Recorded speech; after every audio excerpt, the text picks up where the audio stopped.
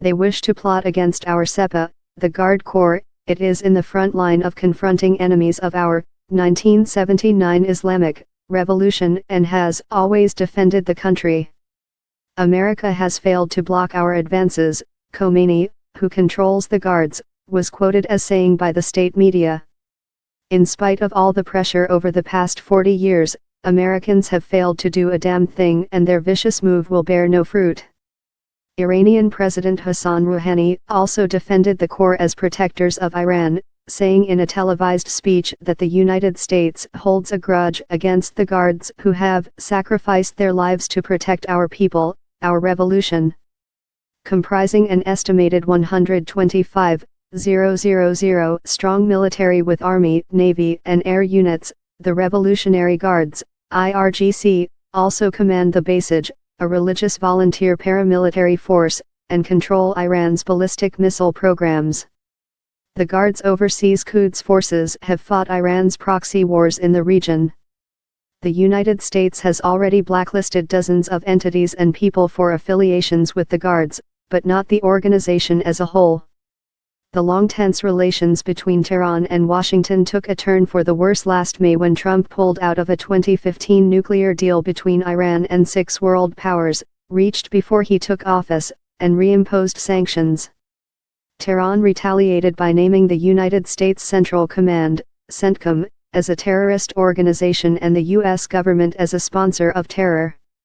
The Iranian Armed Forces General Staff, the country's most senior military body which also oversees the IRGC, said it would use all its means to fight against CENTCOM, and a Guards commander on Tuesday warned the U.S. Navy to keep its distance.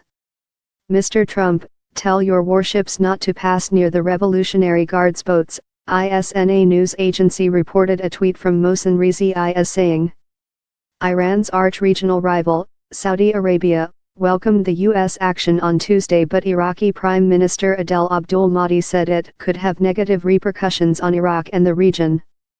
Abdul Mahdi, speaking to reporters, said Baghdad had tried to head off Trump's decision and added that Iraq would do all it could to bring calm to the region since it maintained good relations with both Tehran and Washington. Turkey, a NATO ally of the United States, was also critical. Such decisions will lead to instability in our region, and once you start stepping outside international law, it is unpredictable where it will stop, Turkish Foreign Minister Mevlut Cavusoglu told a press conference in Istanbul. For its part, France called for steps to avoid any escalation of tensions in the Middle East. Revolutionary Guards commanders have repeatedly said that U.S. bases in the Middle East and U.S. aircraft carriers in the Gulf are within range of Iranian missiles. Tehran has also threatened to disrupt oil shipments through the Strait of Hormuz in the Gulf if the United States tries to strangle Iran's economy by halting its oil exports. Our patience has limits. In a show of support, Iranian lawmakers wore Guards uniforms to parliament on Tuesday, chanting "Death to America" as Iran marked the annual National Day of the Revolutionary Guards, the semi-official Fars news agency reported. America's decision to label the Guards as a terrorist group was the peak of stupidity and ignorance of the American leadership, Fars quoted Parliament Speaker Ali Larijani as saying.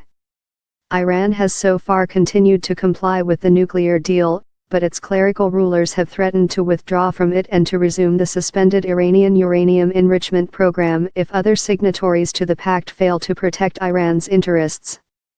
I am telling you, American leaders, if you pressure us, we will mass-produce IR-8 advanced centrifuges, Rouhani said in the speech marking Iran's National Nuclear Day. Under the nuclear deal, sanctions imposed by the United States, the European Union and United Nations were lifted in return for Iran agreeing long-term curbs on a nuclear program the West suspected was geared to developing an atom bomb.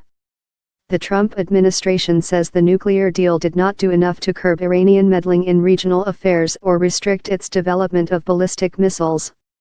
Since last year, we have acquired the kind of missiles that you cannot even imagine, Rouhani said, referring to Iran's determination to continue expanding the missile program despite mounting U.S. pressure to curb it.